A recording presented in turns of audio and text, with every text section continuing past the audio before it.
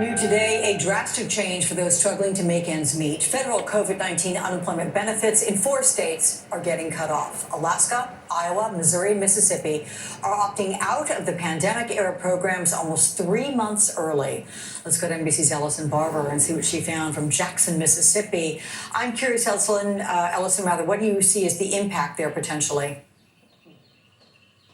Well, it's really interesting because you have critics like Mississippi Governor Tate Reeves who argue that these $300 weekly federally funded checks are contributing to labor shortages. And critics claim that the federal unemployment pandemic assistance combined with state unemployment is sometimes more money than people would make working, so they are instead opting to stay home. We spoke to one business owner in Biloxi, Mississippi, who told us that he has had trouble getting the last bit of his staff to come back to work at his restaurant. He said they have about 90% of their workers back, but they still need to get that final 10% back to meet the demand they're seeing from customers. He told us initially he felt like people were not coming back because they had some health and safety concerns, understandably, in the pandemic, and also that they were struggling to find childcare with so many daycares and schools closed.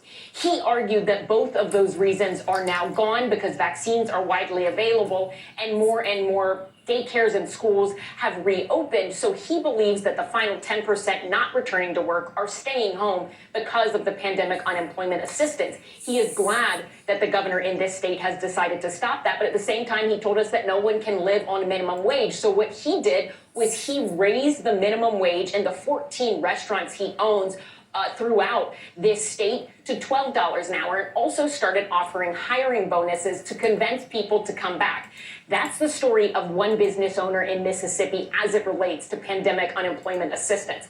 I also want to introduce you to one person we met here in Jackson, Mississippi, who has actually been receiving that pandemic unemployment assistance. He lost his job as a fast food cook in the pandemic, and he's been relying on this unemployment aid since then. He has 3 children. He says that it is true. He is now making more money staying home, getting the federal and state unemployment aid. But he says that is the problem. He makes more money getting these checks, which really aren't a whole lot, than working, because this state's minimum wage is only $7.25. This is Stephen Williams. Listen to more of what he told us.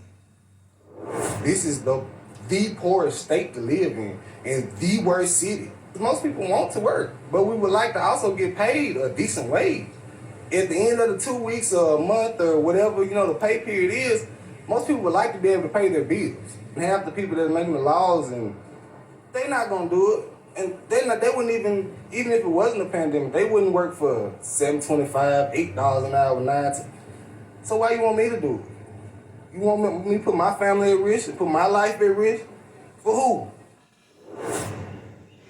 In Mississippi, 70,000 people, many of them with stories like Stephen's, are losing their checks starting today. And Alex, it is just the beginning, and all 25 Republican-led states are going to end this federal assistance months before it was set to nationally end in September. Yeah, Alex, it's just brutal for so many. Ellison, thank you so much for highlighting those stories for us.